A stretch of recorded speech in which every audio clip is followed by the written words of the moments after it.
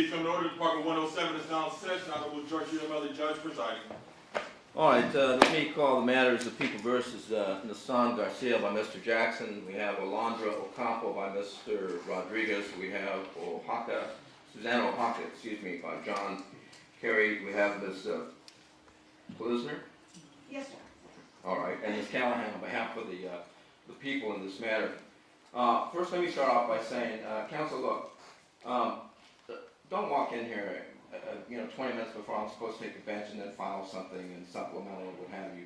If you're going to do it, out of courtesy of the court, file it the day before. Though I looked at it, a lot of your arguments of counsel are pretty much mirror images of each other. But in any event, I have, let me just state, this court has had the opportunity to review the defendant's motion to dismiss and motion for immediate release from custody. There were various motions that were filed for asking for dismissal in this matter, and the alternative for immediate release as well. Maybe it's not an alternative, but for immediate release after dismissal. And I've also read the people's motion regarding readiness for a preliminary hearing. Included in the court's review was consideration of points of authority in support of the respective motions, as well as the exhibits attached thereto, and there was a supplemental exhibit filed this morning. Following said review, the court notes the following, and I'm about to get to what the court has noted and what the court's ruling basically is. I've read your motions, and if you have to augment the record without repeating what's in your motions, if something outside the motions or your points of authorities, the court will hear it. But if I just don't want a reiteration of what's in the motions, then I'll start with the people. Your Honor, the people submitted our pleadings to the court prior to the time that we were served with either of the motions to dismiss. So our pleading did not address the arguments that are made in either motion to dismiss. Right. So we certainly have other arguments to be made in opposition to those arguments. all right. But other than that, the people's prior to receiving those, the people's arguments had been laid out in full in the document provided to the court. All right. Turn to defense counsel. Your Honor, as far as as the court noted, I don't want to just repeat and regurgitate what was already in the motion. I would just simply focus the court's attention on the harmony between the Love case and the Davis case. Okay. The court noted the Love case the other day. Nobody mentioned the Davis case, and nobody mentioned the fact, as a matter of fact, when the people were asked very pointedly by the court, were there time waivers in this case, the people's immediate response was yes, there were, and the court then noted the Love case. What they failed to mention was the July 16 intervening event wherein they filed a first amended complaint, and there was, pursuant to 859B, an intervening or a triggering event, which was a new arraignment with no time waiver, and we are now outside that time waiver. Okay, and I saw that in your argument. All right. Anyone else? All right. Hearing no response. Oh, sorry. I just wanted to say I did not file anything and carry on behalf of Ms. Oaxaca. The reason that I'm going to join the arguments of my co-counsel, just so the court is aware of that. But because my client is out of custody and not similarly situated, I did not file anything in addition. All right, so you're basically joining the motion to dismiss. Yes. All right. Let me just start off by saying that, repeating some of what I stated on the 23rd of September, a few days ago, that under Penal Code Section 859B, it provides for dismissal of a complaint where an in-custody defendant is not given his or her preliminary hearing within a 10-day period, unless the defendant, of course, waives time or the prosecution establishes good cause for a continuance beyond that period. If a good cause continuance is granted, then the defendant must be released from custody on his own recognizance. And Madam or Sir Interpreter, if I'm going too fast, let me know. However, where a defendant has waived his right to proceed to preliminary hearing within the 10-day and 60-day period set out pursuant to 859B, then, as I stated the other day, unlike Penal Code Section 1382, where a defendant can withdraw a previously given time waiver to proceed to trial within a timely fashion, the legislature has never codified a similar provision to allow for a withdrawal of a previously given waiver to proceed to preliminary hearing as provided for under 859B. In this case, and I understand the amendment argument that triggered a new time period. In this case, on June 21st, 2019, upon stipulation of counsel, and it might have been perhaps present counsel wasn't on the case then, but stipulation by counsel, the matter was set for a further bail review hearing and discovery compliance for July 15, 2019, and the matter was further set for preliminary hearing setting for August 2nd, 2019. I understand that an amended complaint was intervening during that time period, but nonetheless, counsel stipulated. The court docket reflects that a 10 and a 60-day time waiver were taken as well. Therefore, the fact remains in this court's eyes that the defendants waived their 10-day period in which to have their preliminary hearing as provided for under 859B. And again, I understand the amendment, intervening amendment that counsel contends triggered a new period, but nonetheless, there was a stipulation regardless of that. Moreover, even assuming that a bench officer had made certain representations at the time that the time waiver was taken, I think on the last time you were in front of me, Monday, that bench officer, it was stated, had made some representations that they could proceed to a preliminary hearing within a certain time period, and based on that, from what the court was able to glean, defendants relied on that and then gave their time waiver or agreed to a time waiver. Again, the fact remains that the prosecution was prepared to conduct the defendant's preliminary hearing within the 30-day time period as per the previously executed waiver and agreement by the defendants. However, as defense counsel for all defendants represented to this court on the date of September 23rd, that being the 30 of 30 date, they were not prepared to proceed to preliminary hearing as they did not have sufficient discovery produced by the prosecution so as to allow their ability to go forward with the preliminary hearing. As such, again, even assuming that the defendants agreed to waive time based upon a representation that the preliminary hearing would proceed within the 30 of 30 date or the 9/23 date, they, the defendants, required additional preparation time so as to review all of the discovery, materials, and/or items related to this matter, and which was the subject of a previously held discovery contempt hearing.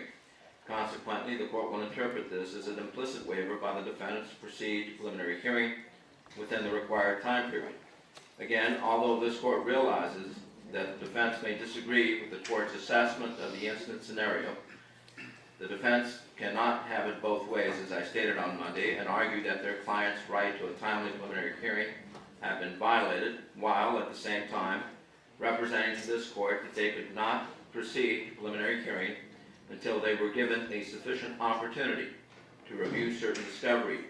It is only then, the court takes it, that the defense could announce ready to effectively represent their clients in the preliminary hearing. In fact, on September 23rd, 2019, the 30 of 30 date, when the defendants were specifically questioned whether they were ready to proceed to preliminary hearing, counsel indicated that they were not unless the court would deem them ready to be. This is reflected in the following excerpts of the colloquy that occurred on the date of September 23rd between the court and counsel. By Mr. Jackson, quote, "We're not in a position to make a readiness announcement vis-a-vis the preliminary hearing, ready or not ready. The binary choice cannot be made at this point because of some ongoing, outstanding, very significant discovery issues that are as yet to be resolved." Period, end quote. Reporter's transcript on page 1. And this is the transcript of the proceedings that occurred before this court on Monday, the 23rd of September. Yet at the same time, counsel states the following. Mr. Jackson wanted to make it absolutely clear. He states, quote, "I absolutely did not. I want to make sure the record is very clear. I did not make the representation that we're not ready, and I'm not implying or asking for a continuance." Period, end quote. Transcript at page 9. However, again, counsel makes clear that the defense is not ready to proceed due to discovery issues as seen by the following. Again, the court, quote, and this is this court, "All right, well, let me ask you this. Aside from the love issue," and we're talking about people versus love, "if the people were prepared to call their first witness, would you be prepared to proceed?" Question mark. By Mr. Jackson, quote, "If the court deems us," and the court interrupts, "No, I'm not deeming you anything. I'm asking you. If I ask you, if they called their first witness and I said, okay, are you prepared? And I'm not deeming you ready, would you be able to announce ready by Mr. Jackson? I'm not in a position to make a readiness announcement at this point, period, end quote, transcript at page 18. And finally, at page 22 of the transcript, the following colloquy occurs. The court, defense has stated, without the court deeming them ready, that they would not be providing effective assistance of counsel. I take it, and that's what I assume. If you were to proceed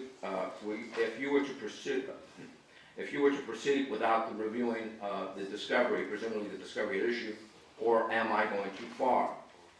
This is by Mr. Jackson again at page 22. All I'm saying, Your Honor, is that we are not in a position, I don't think any of us are in a position to make a readiness assessment at this juncture. Period, end quote.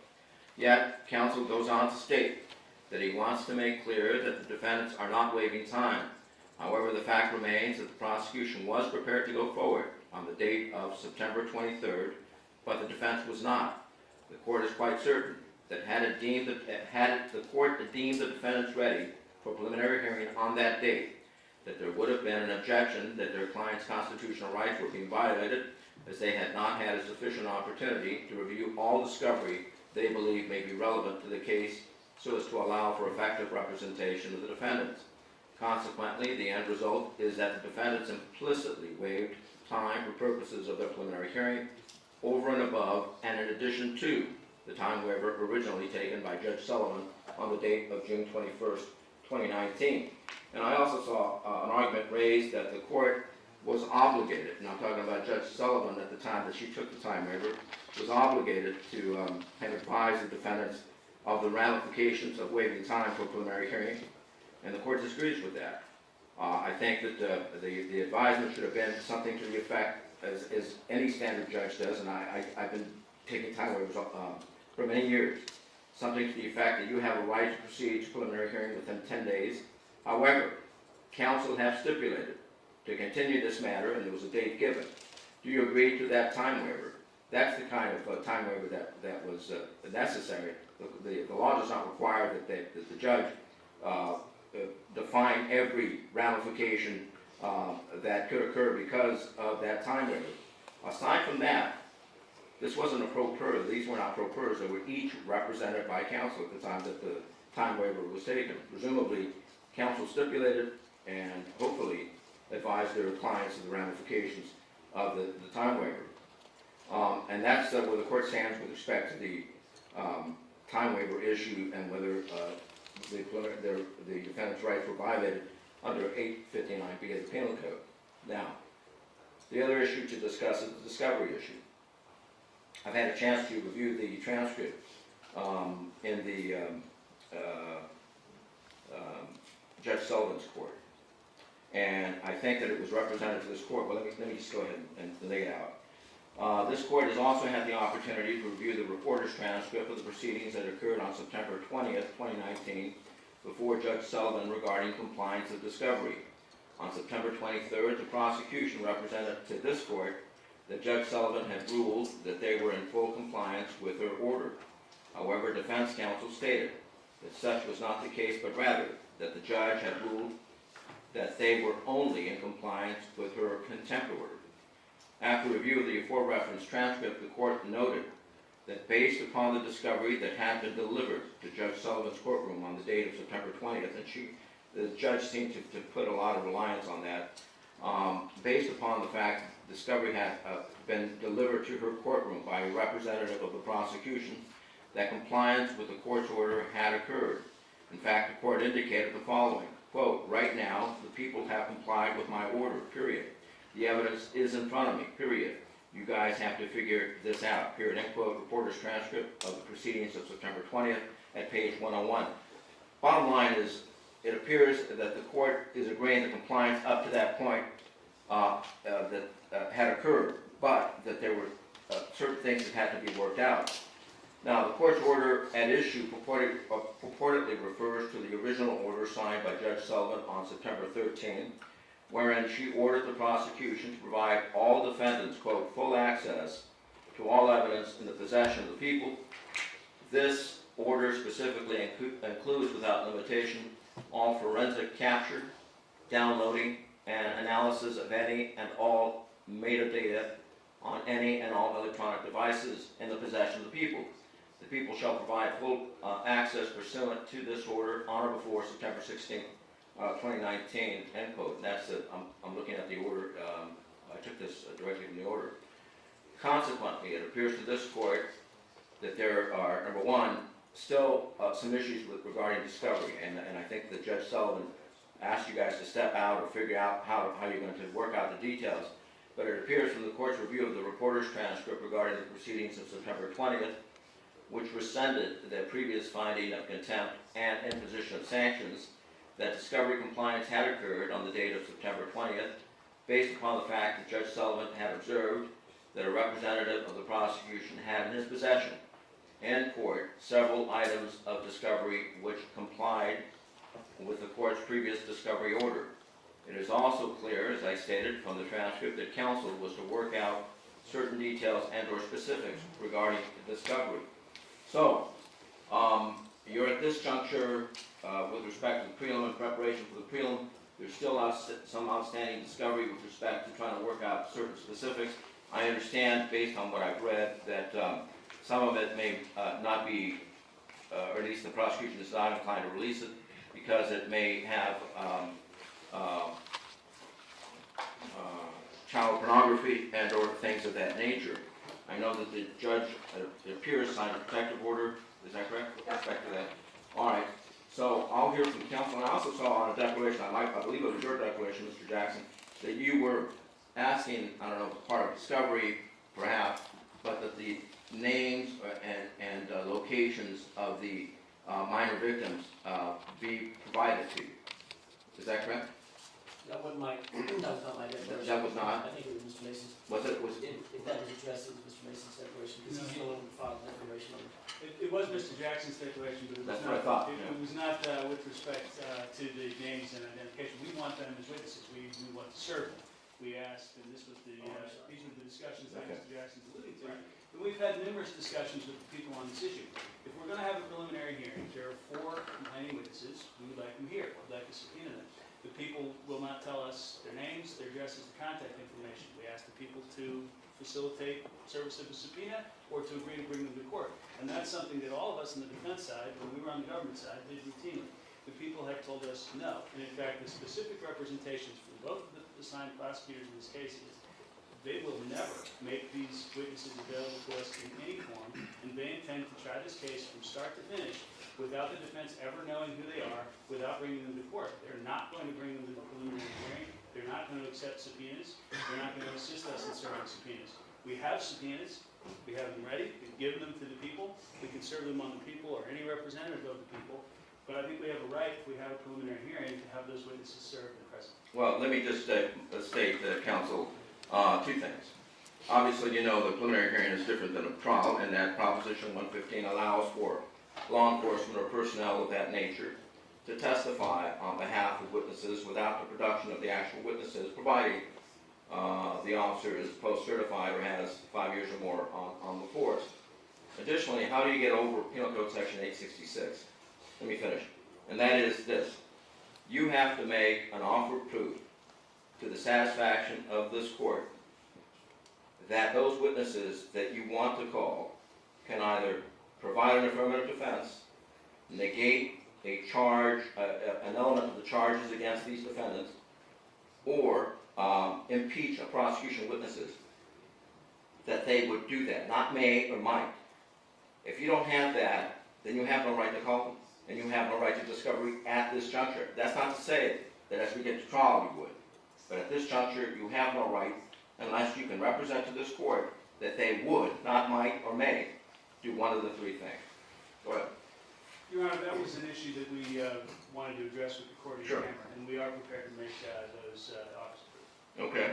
All right. I'll hear you out. Anything you want to add? Your Honor, the only thing I would add is that we would object to any in-camera showing. I believe that the code is clear that the prosecution has a right to hear whatever offer of proof that they have. We have requested discovery from the defense repeatedly from not just this counsel, but previous counsel on this matter and received none. In fact, Mr. Jackson made it clear to me We don't know who the victims are, we have not spoken to them, we don't know what they have to say, so I can't give you any discovery regarding that. So I have to assume from Mr. Jackson's representation that that is in fact correct. So I would object to an in-camera showing. Okay, well, and why are you asking for an in-camera? Would it tend to, what's the reason for the in-camera? Because it would tend to suggest or disclose trial tactics, trial strategies, defense strategies that we don't believe that the prosecution is entitled to. If Ms. Callahan has a code that says she's entitled to an offer of proof, I'd like to hear what that code section is. It's Penal Code Section 866. All right, well, I don't want you speaking to one another. This is what I'm gonna do. I'm gonna have the in-camera. After hearing the in-camera, if I think that there is something that the prosecution should be privy to, the court will make it available to them.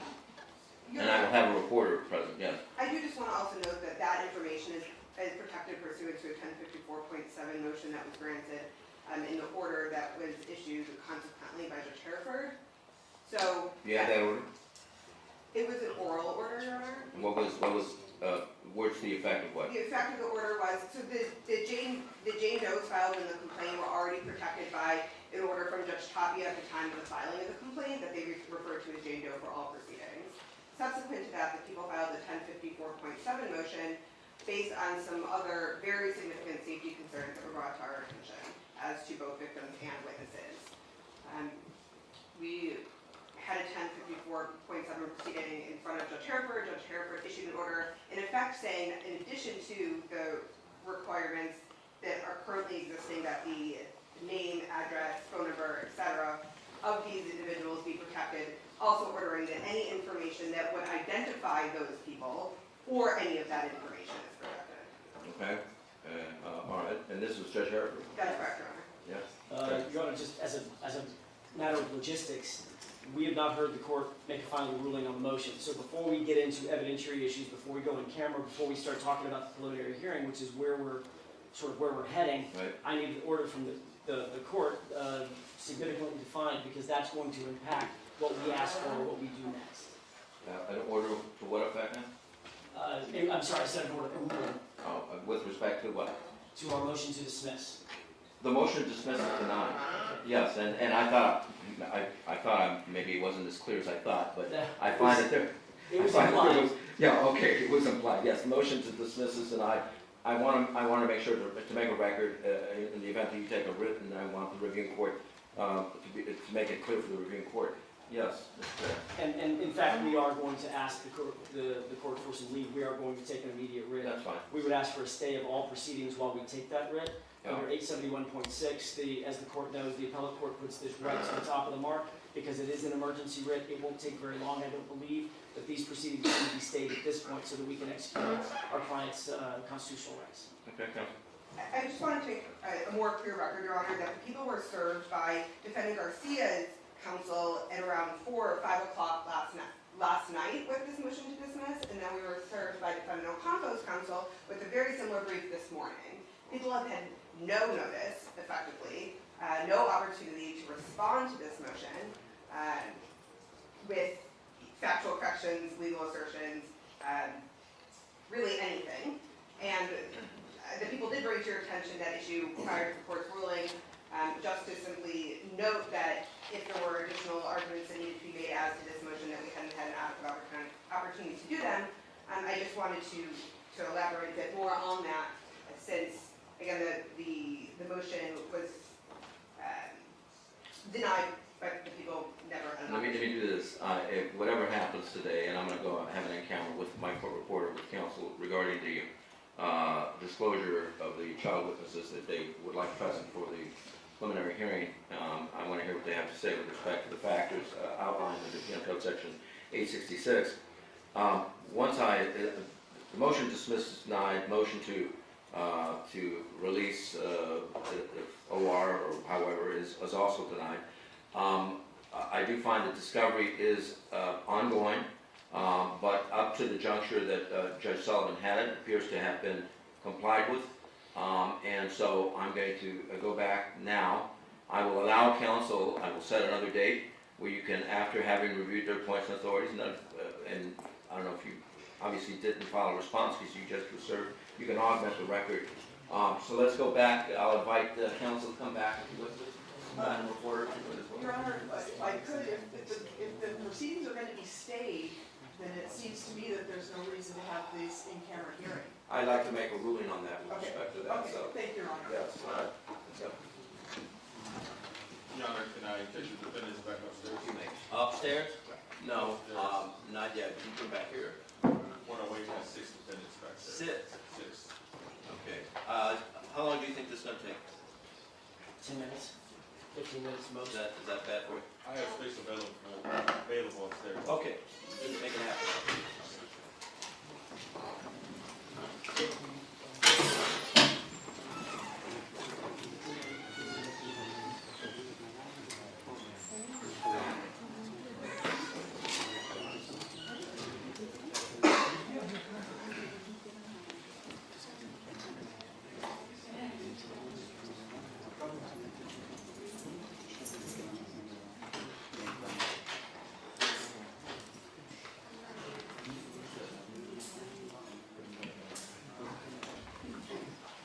All right, we are back on the record in this matter, following an in-camera with respect to the issues of the Penal Code Section 866. And as I stated, 866 states in part that the magistrate should not permit the testimony of any defense witness unless an offer of proof discloses to the satisfaction of the magistrate in his or her sound discretion the testimony of that particular witness or witnesses that the defense is looking to call a preliminary hearing would, and then I go through the 3 factors. Following the in-camera review, the court is, in its sound discretion, ruled that they have not made the sufficient offer of proof under 866. That's all the court's going to say about it. I've ordered that the proceedings of the in-camera proceedings remain sealed, and that's the court's ruling out. Because a writ's been taken, part of the exhibits attached to that writ are going to be counsel's motions that have been filed this morning. Now, the prosecution's advised this court, but they haven't had an opportunity to respond to that. If you want to respond to that, file a response that'll be incorporated in the court file. So when a writ is taken, that'll be part of the file. Anything else we have to address? We have to address a continuance. What kind of date are you looking for? Your Honor, I think if the court, I will stays stay for the proceedings- proceedings. Well, we got to get it back on calendar for status of some sort. I don't think so. I think we hear back from, I think the procedure is we hear back from the appellate court, and then the appellate court tells us when to put it back on calendar. Well, and you're right. For all purposes, all proceedings are stayed. Right. For both cases and for housekeeping purposes, I will set a date for status. That's fine. If we haven't heard anything, then I'll get my clerk to call our counsel, call you guys all off. Okay. If we've heard something in the interim, we'll certainly know about it. How's that, okay? Give me a date that, I don't know, 40 days, 30, 45 days, or whatever. Proceedings are stayed pending the taking of a writ by defense. Is that you're requesting the proceedings be stayed because of a writ? Is that correct? It is, Your Honor. All defense counsel join? I'm sorry, That the proceedings be stayed pending a writ? yes. All right, very good. Your Honor, if I could have a moment Sure, to go ahead. set my calendar, date, 24th, maybe 25th. The 25th, that's the judge's seminar, so everybody's there. Okay. 28th? No, that's a Monday. You review November 1st. Ms. Blizzard? You want November 1st? The only reason I don't is because we were an 8:30 court, and I have 4 children that will be trick-or-treating the night before. Pick another day. I remember those dates. I have two, but they're not children anymore. How about the 30th? That's a Wednesday? Isn't that Halloween or is that? 31 is something. No, it's the day before the chaos. No. Aren't you getting their costumes ready on that? I'm okay with the 30th. On the 30th? 29th? Or next Sabbath. Oh, okay. Let's do it next week. What about, look, it's only for status. Right. If nothing happens, we'll call everybody off. Just take it off calendar. That's They fine. take it off calendar. How about the 5th or the 4th? Actually, you wanted a Monday. No, Your Honor, I was just suggesting a date. I don't Okay, think Monday. how about the 5th, the 4th, the 6th, the 7th, 7th. the The 7th? 7th is fine. Okay. 7th, I'll set it as status, written status for all defendants, all right? All right, that'll be the order. People, if you want to file a supplemental response, make sure you incorporate it in the file. Yes, Your Honor, what date, would the clerk suggest that that be completed by? I don't know, what do you mean completed by? Or have the motion filed by? Well, they're taking a writ, and I don't know how quickly they're gonna get it prepared and filed. What is your estimation on that? Your Honor, I would expect that we can have it filed.